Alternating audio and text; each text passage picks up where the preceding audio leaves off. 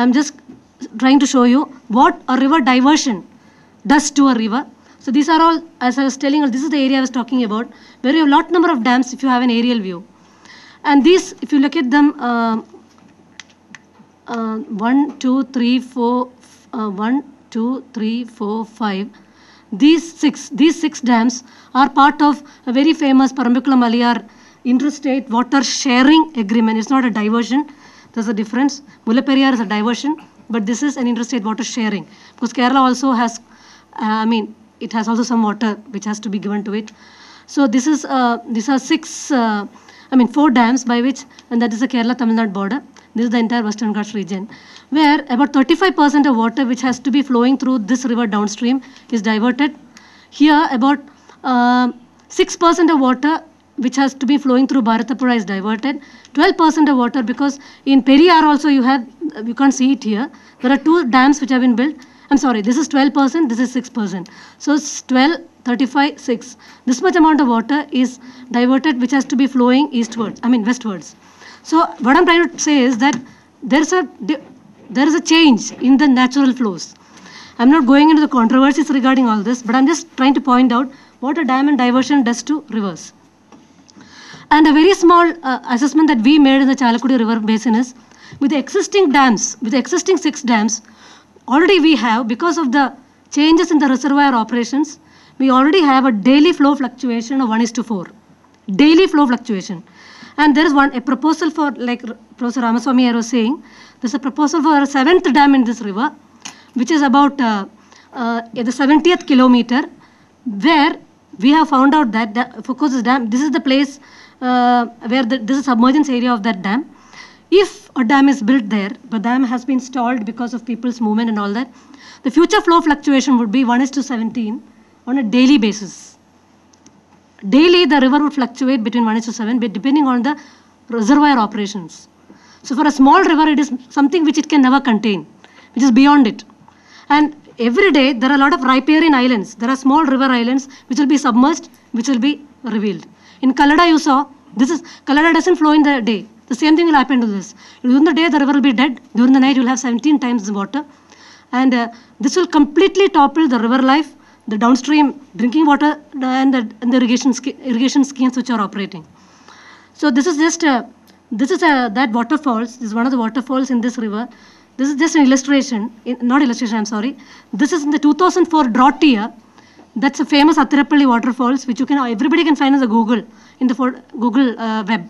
This is the famous Athirappalli waterfalls in the drought year of 2004. But if the dam comes up, this will be the permanent fixture of the waterfalls. The waterfalls would be permanently, but this water flows over the entire area. It flows in 3 usually. I think I showed there was an earlier picture, I'll come down to that. This was just a movement, we were part of that movement in which people strongly opposed it and have been able to stop the dam. This is just the Chalakudy River Basin map in detail. I'm not going into the details of it. Yeah, I can. And this is about Periyar, where the flows have been disconnected because there are 17 dams in Periyar already. Mullaperiyar to Idukki, 30 kilometers of river dries up during summer. Below the Idukki group of dams, 30 kilometers of river dries up because 1,440 million cubic meter of water is diverted to another river after power generation.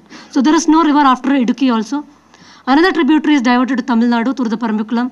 So what I'm just trying to highlight in these rivers how the flow has been disconnected, how the river has been disconnected. And there is an IWMI study which shows that ecologically Periyar is having a very important high environment flows are required if Periyar has to be maintained. This is the Idukki hydroelectric project. So you can see there is, once upon a time, there was a river below it. And Bharatapura Basin, there are 11 dams, out of which 3 are part of the PAP, Interstate Water Sharing Treaty. And all let me tell you, in Bharatapura, you only have all the 11 dams irrigation projects which divert water through canals. So there is no water below so the river flow is lost for considerable distance in all the 8 tributaries. Bharatapura has got a lot of tributaries. I'm just skipping this. This is the earlier waterfalls I was trying to show, the Athirappalli waterfalls in monsoon. So if the dam comes up, that will be the permanent state of the waterfall. I'm just moving through because there's no time. These are all pictures of sand mining. So I'm just coming down to the very important the very important message that I would like to give to this august audience is, now it is time for us to plan for living rivers. I mean, when we are talking about between living and dying, the time is now. We still talk about development of rivers, but I think we have to change our planning. The time is for planning for living rivers rather than for rivers alone. If we add a term there, living rivers, then the entire planning framework changes. Because in our river planning framework, we don't have anything called restoration. So according to me, a plan for a river should have restoration plus development. We have never had the term restoration or anything to do with restoration into it. Because I believe strongly that a river has a right to flow. We are always concerned about rights, and we are all denying our rivers the right to flow. A flowing river is a living river. There's no two thoughts to it. Because according to me, ecological value of the river, I have just 2 more slides, have to be recognized, respected by planners, policy and implementing agencies integrated in the planning process, and plan for development of river basin within ecological limits, because we always plan within hydrological potential. How many number of dams you can build? That's happening in Northeast, that's happening in Himalayas. There's no limit to this. But if you look at the ecological limit, then we'll have to put a full stop on this planning. Can we have indicators of river health? Because can we have this built into the planning process for rivers? What is the extent of intact catchment that remains? What is the aquatic diversity? How much can you afford to lose? What is the extent of protected area in the river basin? What is the degree of flow regulation and fragmentation? Extent of sand mining. This can be common for all the rivers, but it will vary depending upon the different types of river. What is the human dependence, the extent of use and misuse? What is the water quality? The extent of saline ingress. The extent of salt water that is entering into the river is an indication that the river is not flowing down to the sea. So, from dying to living is a long way ahead. But let me tell you, we are trying to develop a river basin management restoration plan for 1 or 2 Kerala rivers, in which we have been trying to emphasize this. One is eco-restoration of catchments, which has to be taken on a war footing by involving the forest department, the local self-governments, the communities who are living downstream, panchayats, because they are going to gain from it. It's an upstream-downstream linkage. Reservoir operations management strategy. In fact, we are already doing it. We have done it in Chalakudi River, where we have developed by which the 1:4 fluctuation can be brought down to 1:2. You just change the reservoir operation, make it a semi-peak or semi-base load station from a peak load station. Then sand audit. Now, we all have holidays. This is not, we have school holidays, summer holidays. We are not giving holidays to the river for sand mining. We are strongly advocating for sand mining holidays to be declared in heavy mining structures. Stop sand mining for 5 years. Let the deposit come back. So then vegetative riverbank protection, then decentralized water management options in place of centralized options. Because, for example, all the major cities are being fed from reservoirs. But why can't the cities, they all go for rainwater harvesting, groundwater recharge, etc., etc. Even in the case of Mullaperiyar, that is being advocated. See, the restoration of streams. The stream starts here, as I said earlier.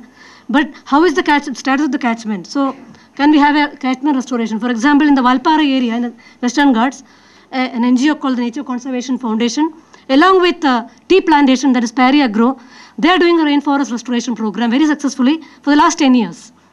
Let me tell you, it's a very difficult process. This is Valpara in Animalais. It's an ongoing process.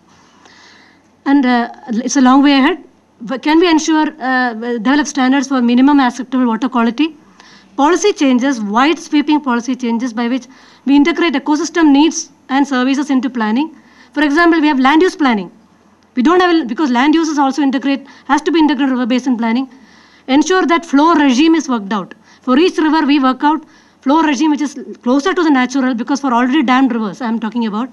So water is released for the ecosystem needs, or abstractions limited to meet the ecosystem needs. Heavily dammed rivers, dam decommissioning, because we have in India, we have more than 100 dams which are in the old dams, not only the Mullaperiyar. Many dams are down the line, 500 dams which are more than 50 years old. What are we going to do with these tomorrow? Monuments. Even Bakra is going in that direction. So, let me stop now with an appeal for our rivers to flow. Thank you, Professor Ramaswamy.